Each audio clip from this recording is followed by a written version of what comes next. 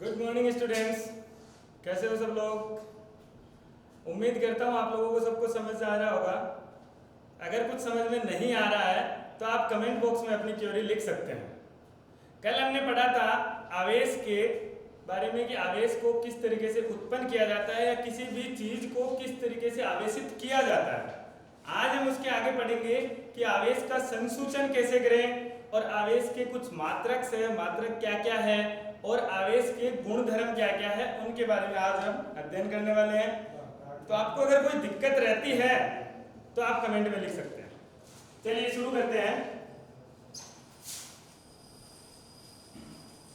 विद्युतदर्शी इलेक्ट्रोस्केप। बच्चों विद्युतदर्शी क्या है? विद्युतदर्शी ये नहीं बताती है कि किसके ऊपर कितना आवेश है। विद्युतदर्शी ये बताती है कि ये वस्तु आवेशित है या नहीं है। तो उस डिवाइस को बनाने के लिए क्या किया, एक धात्विक छड़ लेते हैं। ये एक धात्विक छड़ ले ली और इस धात्विक छड़ के यहां पर सोने की पत्तियां लगा दी, गोल्ड लीफ।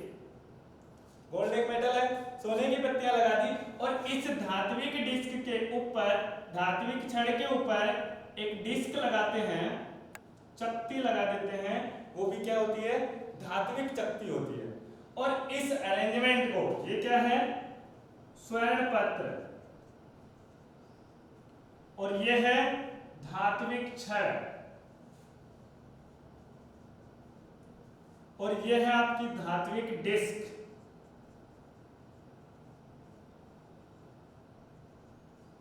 अब आपको क्या करना है, इस पूरे अरेंजमेंट को एक बोतल में बंद कर देते हैं। इसको अगर आपने एक बोतल में बंद कर दिया यहां से, अब इसके अंदर कोई आदान प्रदान नहीं हो रहा है। इसके लिए इसके मुख को भी बंद कर दो। इसके लिए हम यूज करते हैं कॉर्क। कॉर्क आप जानते हो कि इंसुलेटिंग मटेरियल है जो इंसुलेट करने के लिए यूज किया जाता है। तो इसको कॉर्क से ढक दिया। अब देखिए ये जो बन गई है वो एक विद्युतदर्शी है, लेकिन अभी इस समय इसके ऊपर कोई आवेश नहीं है। जो धात्विक, जो आपकी स्वर्ण पत्र है, इसके ऊपर कोई भी आवेश नहीं है। आवेश नहीं है का ये मतलब नहीं है कि इसके पास इलेक्ट्रॉन नहीं है। इसके पास इलेक्ट्रॉन प्रोटॉन सब है, बस इसके पास में क्या नहीं है? आवेश नहीं है। मतलब ये उदासीन है। जितना धन आवेश है उतना ही क्या इसके पास ऋण आवेश है। तो अगर मैं इसके पास में एक आवेशित छड़ लाता हूं, मान लेते हैं ये ऋण आवेशित है। कैसी आवेशित है? ऋण आवेशित है। और ऋण आवेशित छड़ को जैसे ही इसके पास लाओगे क्या होगा? इसके ऊपर आवेश उत्पन्न होगा। वो प्रेरण से कल हमने उत्पन्न किया था आवेश, और उस प्रेरण की वजह से इसमें आवेश उत्पन्न होगा। तो क्या होगा?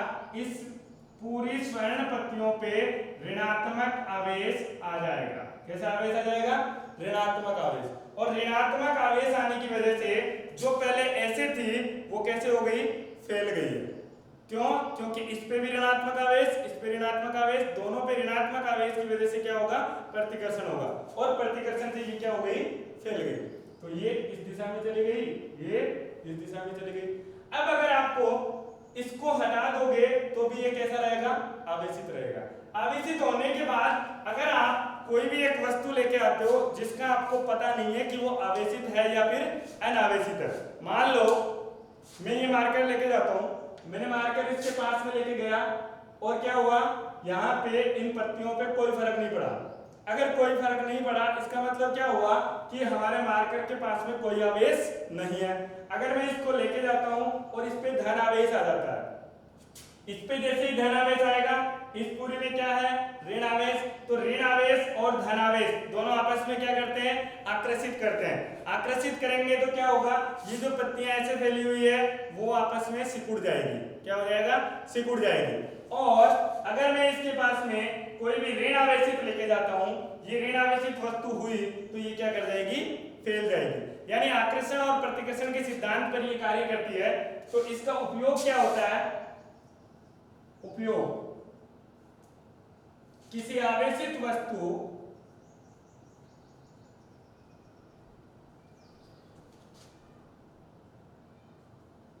के आवेश का संसूचन करना। क्या करेंगे? इसके आवेशित वस्तु में आवेशित है या नहीं है इसका पता करना है। किस तरीके से करते हैं, इसका सिद्धांत क्या है, सिद्धांत लिखने जा रहा हूं मैं, ध्यान से सुनते रहना। सिद्धांत यह है बच्चों,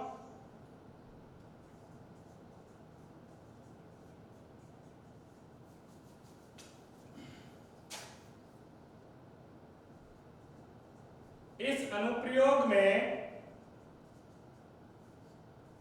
दो स्वर्ण पत्र को धात्विक छड़ से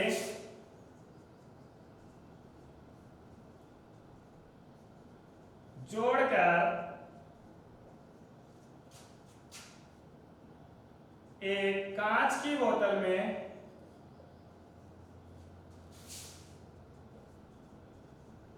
बंद कर दिया जाता है।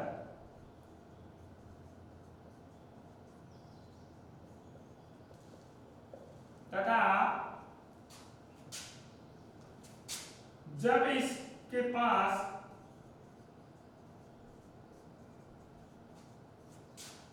कोई आवेशित वस्तु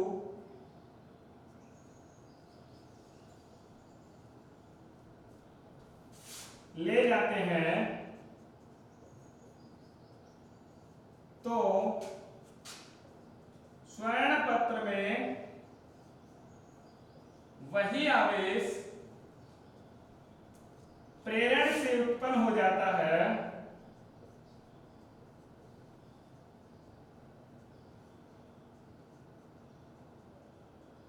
जो पहले से आवेशित वस्तु में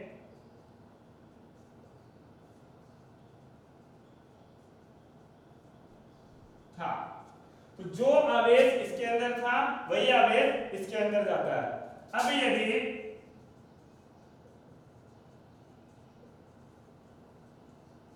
कोई वस्तु कौन सी होगी, जो वस्तु जिसका हमें पता करना है, जिसका आवेश पता करना है, को यदि इसके पास ले जाते हैं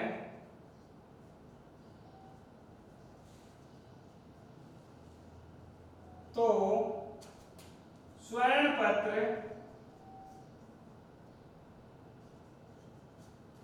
में आकर्षण या प्रतिकर्षण देखने को मिलता है। क्या देखने को मिलेगा हमें? आकर्षण या प्रतिकर्षण देखने को मिलेगा कि इसके अंदर आकर्षण हो रहा है या प्रतिकर्षण हो रहा है। उससे हम पता कर सकते हैं कि इसके अंदर क्या हुआ है। तो आपके पास 1 मिनट का टाइम है, इसको छाप लीजिए, उतार लीजिए कॉपी के अंदर नोट्स के रूप में।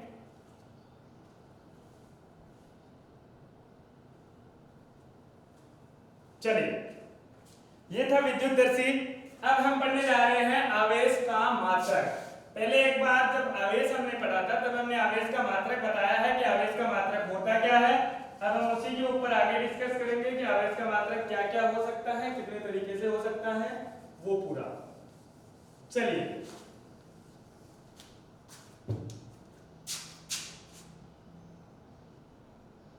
आवेश का मात्रक।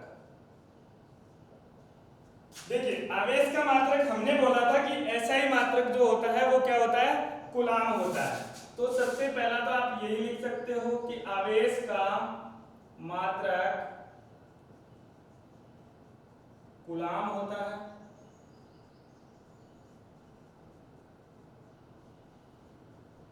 क्लियर है? अब हम दूसरी बात, आवेश एक सदिश राशि है या फिर अदिश राशि है? आवेश अदिश राशि है। ध्यान रखना, आवेश सदिश नहीं है, आवेश कैसी राशि है? अदिश राशि है।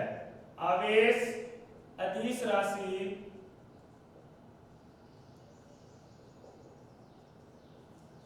आवेश कैसी राशि है? अदिश राशि है, स्केलर क्वांटिटी है, नॉट वेक्टर क्वांटिटी है। और आवेश को आपने क्लास 10th में पढ़ा था विद्युत धारा, और विद्युत धारा में हम ये बोलते हैं कि आवेश के प्रवाह की जो दर होती है वही क्या होती है? विद्युत धारा होती है। तो हम ये लिख सकते हैं कि विद्युत धारा जो होती है आई, वो होती है आवेशों के प्रवाह की दर, यानी आवेश बटा समय, आवेश अपॉन समय। हम ये क्यों कर रहे हैं?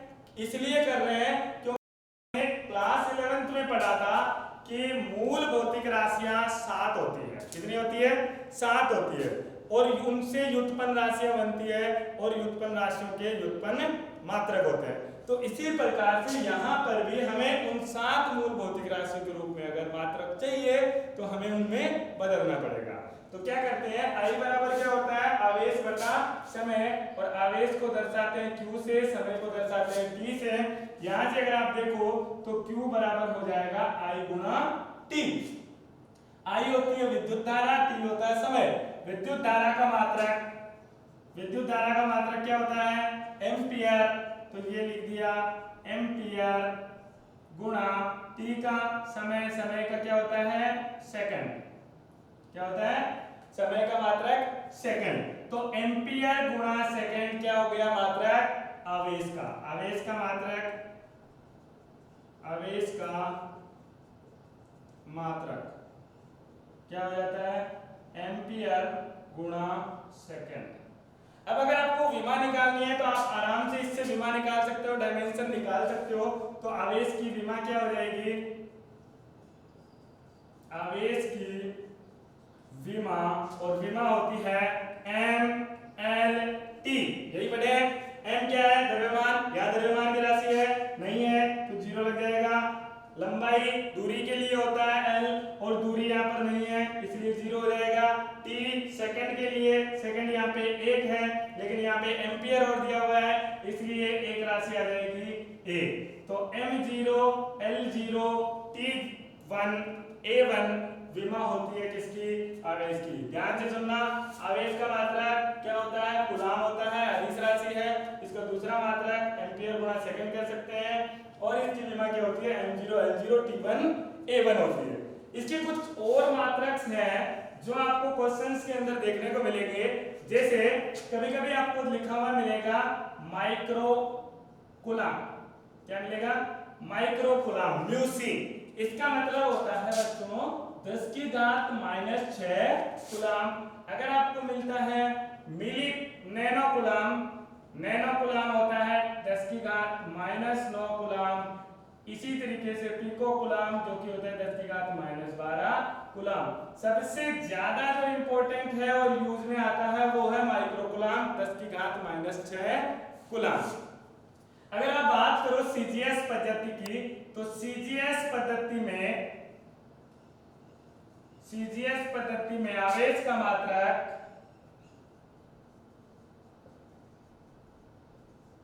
स्टेट कूलाम या फ्रैंकलिन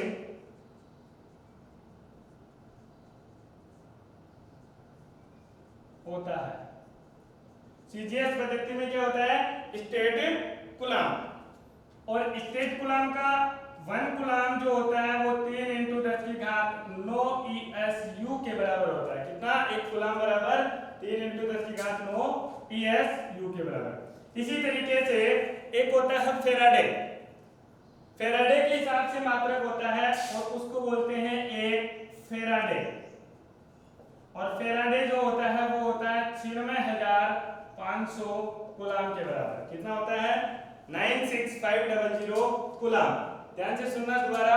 आवेश का मात्रक कूलाम होता है, ये अदिश राशि होती है, और दूसरा मात्रक होता है एम्पियर गुणा समय। विमा होती है M0 L0 T1 A1, और दूसरे इसको रिप्रेजेंट करने के तरीके हैं कुछ, जो कि है माइक्रो कूलाम में, नैनो कूलाम में और पिको कूलाम में। उनका मान कुछ इस तरीके से होता है। और सीजीएस पद्धति में इसका मात्रक होता है स्टेट कूलाम, जिसको रिप्रेजेंट करते हैं ESU से। किससे रिप्रेजेंट करेंगे? ESU से। क्लियर है? किसी को कोई दिक्कत हो इसके बारे में तो आप कमेंट बॉक्स में कमेंट कर सकते हैं। चलिए इसको उतार लीजिए एक बार, उसके बाद आते हैं अब अपन नेक्स्ट टॉपिक पे। चलिए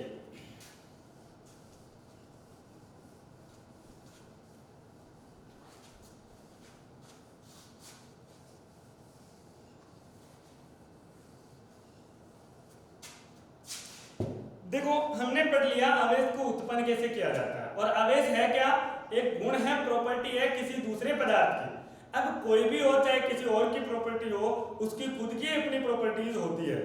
जैसे हम हैं, आप हो, कैमरा होता है, मार्कर है, सबकी अपनी अपनी प्रॉपर्टी है। उसी तरीके से आवेश की भी अपनी खुद की प्रॉपर्टी है। तो आवेश की कुछ गुण है, वो हम देखेंगे कि आवेश की क्या क्या गुण है। तो नेक्स्ट हेडिंग है आवेश के गुण।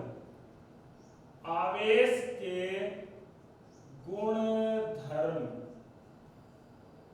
Properties of charge. आवेश के गुणधर्म हम 4 पढ़ेंगे और उनमें पहला है योज्यता, योग का गुण या फिर योज्यता, योग का गुण या योज्यता। इसको आप बोल सकते हो एडिटिविटी। क्या होता है? एडिटिविटी। तो नाम से पता चल रहा है योग। और योग का गुण क्या कहलाता है कि अगर कोई निकाय है, अगर कोई निकाय है, इस निकाय में बहुत सारे आवेश उपस्थित है। अगर बहुत सारे आवेश उपस्थित हैं तो इस निकाय का कुल आवेश कितना होगा, ये गुण निर्भर करता है इसके ऊपर। कैसे? जैसे मान लो यहाँ पे प्लस क्यू है, यहाँ माइनस का 5 क्यू है, और यहाँ पे आवेश उपस्थित है प्लस का 4 क्यू, और यहाँ पे 3 क्यू जो कि माइनस का है, 7 क्यू माइनस का है, और यहाँ पे 2 क्यू प्लस का दे रखा है। इस तरीके से कुछ आवेश दे रखे। अब आपको बोल दिया निकाय का कुल आवेश कितना होगा, तो आप इस गुणधर्म का यूज करेंगे, जो कि क्या कहता है कि किसी भी निकाय में उपस्थित कुल आवेशों का योग, उपस्थित कुल आवेशों का बीजगणितीय योग निकाय के कुल आवेश के बराबर होगा। यानी निकाय का अगर आवेश बताना है तो उसमें उपस्थित सभी आवेशों का बीजगणितीय योग कर दो, तो आपको क्या मिल जाएगा? कुल आवेश मिल जाएगा। तो इसके अनुसार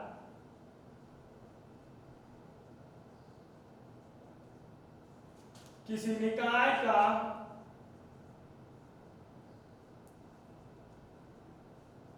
कुल आवेश निकाय में उपस्थित सभी आवेशों के बीजगणितीय योग के बराबर होता है। अगर आपको कुल आवेश निकालना है निकाय का, किसका? निकाय का, तो क्या करेंगे? जितने आवेश है उनका बीजगणितीय योग कर लेंगे। जैसे यहाँ पे प्लस क्यू है तो ये प्लस क्यू, फिर प्लस का 4q, और यहाँ पे कितना है प्लस में माइनस का 3q plus minus 7q plus 2q and plus minus का 5q। पूरे जितने आवेश उपस्थित हैं उन सबका बीजगणितीय योग ले लेंगे। और बीजगणितीय योग क्या आ जाएगा? देखिए इधर plus q plus 4q minus plus minus 3q and minus 7q plus 2q minus 5q। Minus को अलग ऐड कर लो, प्लस को अलग ऐड कर लो, टोटल सम कर लो, जो कि आप क्लास फर्स्ट या सेकंड में पढ़ते आ रहे हो। 4 और 1 5, 5 और 2 7, 7 से 7, और ये हो गया माइनस 8q। तो निकाय का कुल आवेश कितना हुआ? Minus 8q। अगर आपको बोला जाता है कि परिमाण कितना है इसका, तो आप बोलोगे 8q। माइनस 8q कहता है क्या कि इसके ऊपर जो आवेश उपस्थित है वो ऋणात्मक आवेश है। कैसा आवेश है? ऋणात्मक आवेश है, ना कि धनात्मक आवेश है। ये जो प्लस और माइनस यूज कर रहे हैं वो ऋण और धन को दर्शाने के लिए है कि ऋणात्मक आवेश क्या है और धनात्मक आवेश कितना है। तो एक बार इसको उतार लीजिए। चलिए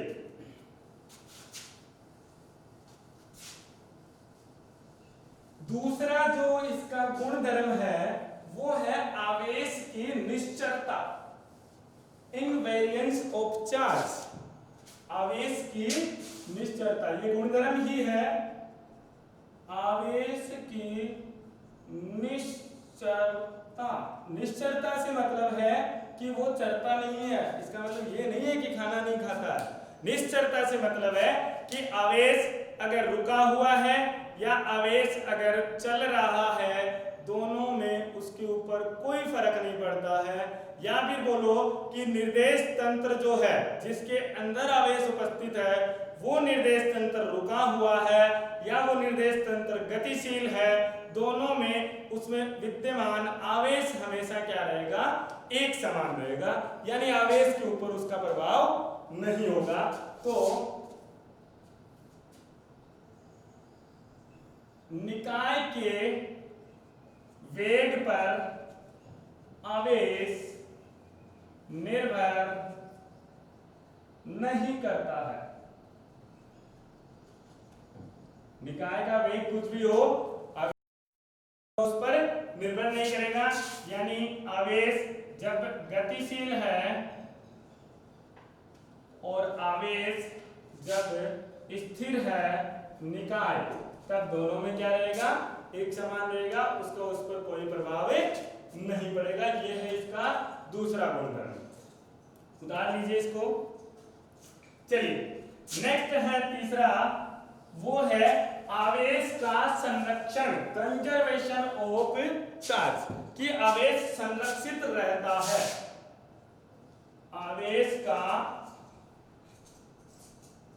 संरक्षण, कंजर्वेशन ऑफ चार्ज। इसमें आपको दो अलग अलग पॉइंट ऑफ व्यू से देखना पड़ेगा। जैसे आप देखते हो कि धन आवेश है या फिर कोई ऋण आवेश है या फिर दोनों एक साथ उपस्थित है। जब दोनों एक साथ उपस्थित होंगे धन आवेश और ऋण आवेश, तो उसको हम बोलेंगे पेयर या फिर जोड़ी। और अगर एक आवेश उपस्थित है तो उसको हम बोलते हैं एकल आवेश।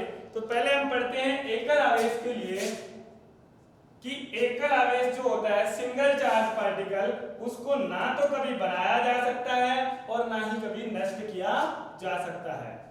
तो लिखिए एकल आवेश न तो बनाया जा सकता है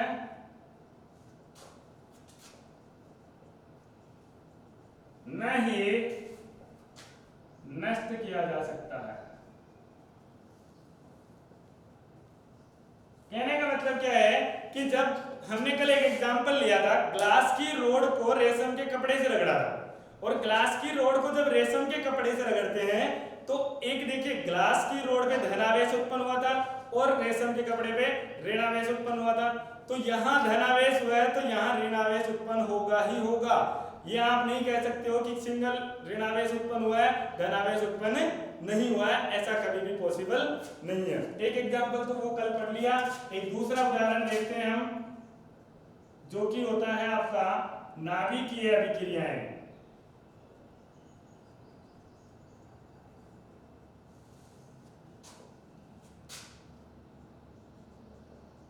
नाभिकीय अभिक्रियाओं में आप विखंडन संलयन वाली अभिक्रिया भी ले सकते हैं। तो हम लेते हैं, देखिए यूरेनियम। यूरेनियम होता है कितना, 92 238, और जब ये टूटता है तो किसमें टूटेगा, थोरियम प्लस हीलियम के अंदर। थोरियम होता है 90 और ये हो जाएगा 234, हीलियम 2 और इसका मास हो जाएगा 4। हमें द्रव्यमान से कोई मतलब नहीं है, हमें आवेश को देखना है। आवेश देखिए इसका परमाणु क्रमांक 92 होता है, तो इसके पास 92 इलेक्ट्रॉन है और 92 प्रोटॉन है, यानी धनावेश 92, ऋणावेश कितना है 92। तो आवेश अगर आप इसके ऊपर देखो तो कितना होगा, 92 होगा या नहीं होगा। जब ये विखंडित हो जाएगा तो यहाँ पे थोरियम के पास आवेश कितना होगा 90 और यहाँ पे हीलियम के पास आवेश कितना होगा 2। अगर आप देखो अभिक्रिया से पहले कुल आवेश कितना है 92, अभिक्रिया के बाद कुल आवेश कितना है Q टोटल, वो हो जाएगा कितना 90 प्लस 2 जो कि कितना है 92। यानी आप एकल आवेश को नहीं बना सकते हो या ना ही बिगाड़ सकते हो। या देखिए आवेश 90 हुआ है, आवेश 2 हुआ है, तो आवेश पूरा का पूरा जोड़ी में प्लस और माइनस दोनों के दोनों बन रहे हैं या फिर बिगड़ रहे हैं। क्लियर है? चलिए दूसरा है, इसको मिटा रहा हूं, उतार लीजिए। सेकेंड इसका पार्ट है कि जोड़ी में जब आवेश होगा तो उसके साथ क्या होगा।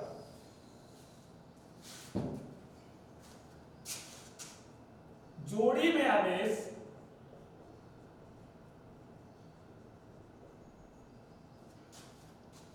बनाए तथा नष्ट किए जा सकते हैं।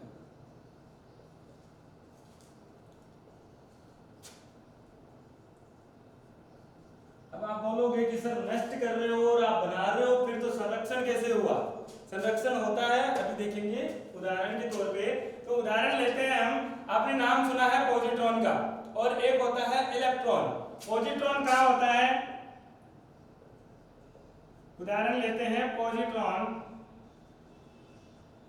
पॉजिट्रॉन आपको पता है कि नाभिक के अंदर पाया जाता है, जो कि धनात्मक आवेश होता है, यानी कैसा चार्ज है? प्लस में। और जो इलेक्ट्रॉन होता है वो नाभिक के बाहर होता है। इलेक्ट्रॉन नाभिक के बाहर होता है, जो कि ऋणात्मक आवेश है। अगर आप पॉजिट्रॉन और इलेक्ट्रॉन दोनों को मिलाते हो आपस में, पॉजिट्रॉन और इलेक्ट्रॉन दोनों की क्रिया करवाओगे तो क्या होगा? देखिए इधर पॉजिट्रॉन प्लस इलेक्ट्रॉन, जब दोनों की क्रिया करवाते हैं तो इस क्रिया से बहुत सारी ऊर्जा उत्पन्न होती है और आपको मिलती है गामा किरणें। क्या मिलती है? गामा किरणें, यानी E plus plus E minus, इससे मिल जाएगी आपको गामा रेज। क्लियर है?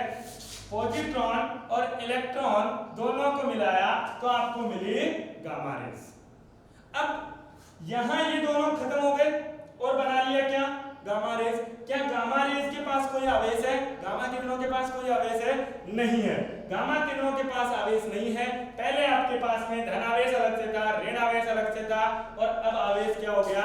शून्य हो गया। इसलिए इस अभिक्रिया का नाम होता है शून्यीकरण। क्या होता है? शून्यीकरण। इस अभिक्रिया को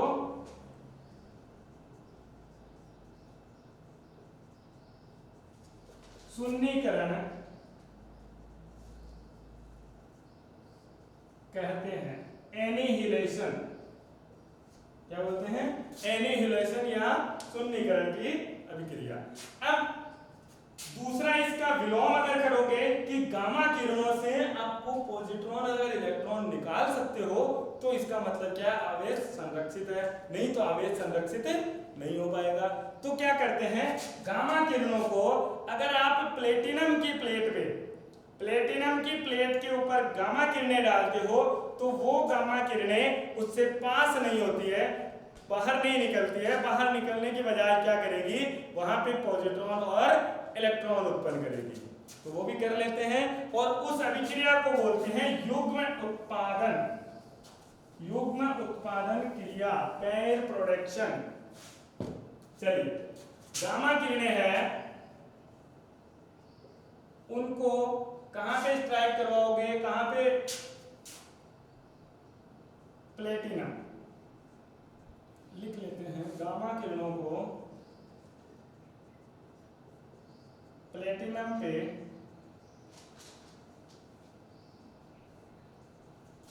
आरोपित करवाने पर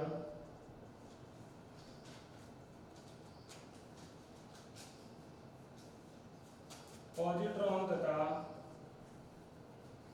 गामा किरणें प्लेटिनम से बाहर निकलने की बजाय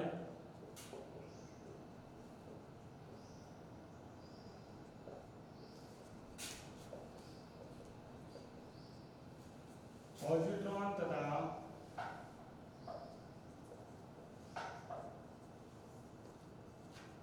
इलेक्ट्रॉन का युग्म उत्पादन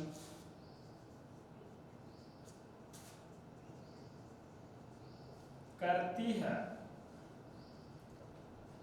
हमें क्या मिल गया है? युग्म मिल चुका है किसका? दो आवेशों का, और दो आवेशों के युग्म से क्या होगा? आवेशों का संरक्षण होगा। आवेश क्या रहेंगे? संरक्षित रहेंगे। अगला अपना है नेक्स्ट जो है आवेशों का क्वांटीकरण। चौथा लास्ट अपनी जो प्रॉपर्टी है आवेशों का क्वांटीकरण।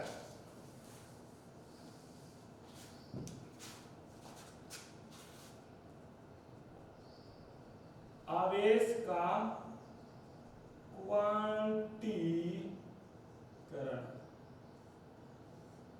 Quantization of charge. क्वांटीकरण क्या होता है कि आवेश की मात्रा को निर्धारित करना है कि आवेश कितनी मात्रा में हम दे सकते हैं या कितनी मात्रा में हम निकाल सकते हैं। तो वो कैसे करेंगे? देखिए, कोई भी अभी तक हमने पढ़ा है कि जो इलेक्ट्रॉन होता है वही आवेश के लिए उत्तरदायी होता है। आप इलेक्ट्रॉन को ट्रांसफर कर सकते हो, यानी ऋणात्मक आवेश को किसी वस्तु में दे सकते हो, ऋणात्मक आवेश को किसी वस्तु से निकाल सकते हैं। उसके अलावा अपने पास कोई ऑप्शन नहीं है। इसका मतलब क्या होगा? आवेशित करना है तो इलेक्ट्रॉन का आदान प्रदान करना होगा, और आपको पता है कि इलेक्ट्रॉन को कभी भी तोड़ा नहीं जा सकता। अगर इलेक्ट्रॉन को कभी तोड़ा नहीं जा सकता तो इलेक्ट्रॉन हमारे पास में सबसे छोटा आवेश होना चाहिए। इलेक्ट्रॉन हमारे पास सबसे छोटा आवेश होता है। तो इधर देखिए, पहले यहां लिख लेते हैं क्वांटीकरण। क्वांटीकरण यानी आवेश का निर्धारण। मान लो कोई वस्तु है, ये कोई भी तत्व है, एक इलेक्ट्रॉन दिया तो इसके पास में आवेश कितना हो गया? 1 इलेक्ट्रॉन के बराबर। अगर आपने इसको 2 इलेक्ट्रॉन दिया तो इसके पास आवेश कितना हो जाएगा? 2 इलेक्ट्रॉन के बराबर। अगर आप इसको तीसरा इलेक्ट्रॉन देते हो या n इलेक्ट्रॉन देते हो इसी तरीके से, तो आवेश कितना हो जाएगा? Q = n गुणा E। अगर आप इसमें से निकालते हो इलेक्ट्रॉन को तो यही आवेश कैसे हो जाते हैं? धन आवेशित। और अगर आप इसको इलेक्ट्रॉन देते हो तो वो कैसा होता है? ऋण आवेशित। इसलिए अतः चूंकि इलेक्ट्रॉन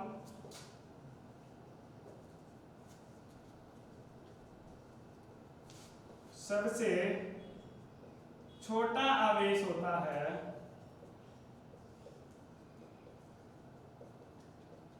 अतः किसी वस्तु को आवेशित करने के लिए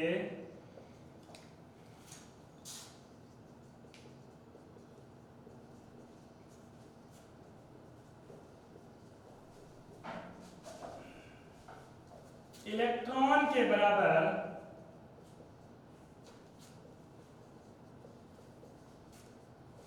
आवेश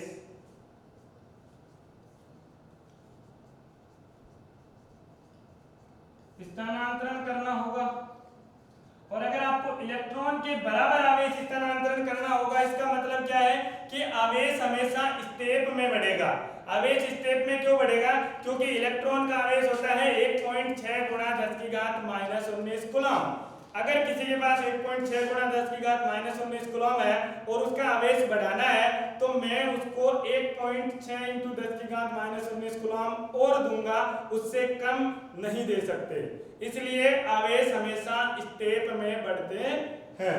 यही होता है आवेश का क्वांटीकरण। और ये जो सूत्र है इसके ऊपर काफी सारे न्यूमेरिकल भी आते हैं। Q = Na। तो किसी वस्तु का आवेश, किसी वस्तु का आवेश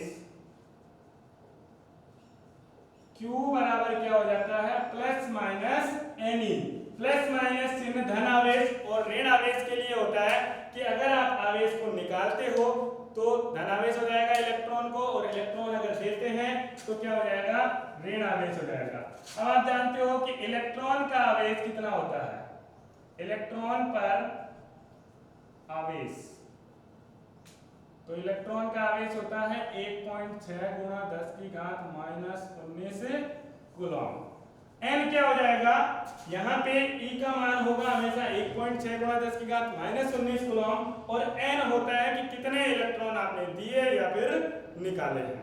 ये होता है आवेशों का क्वांटीकरण। उम्मीद करता हूँ सबको समझ आया होगा। अगर आपको कोई दिक्कत रहती है तो आप कमेंट बॉक्स में जरूर लिखें। Thank you.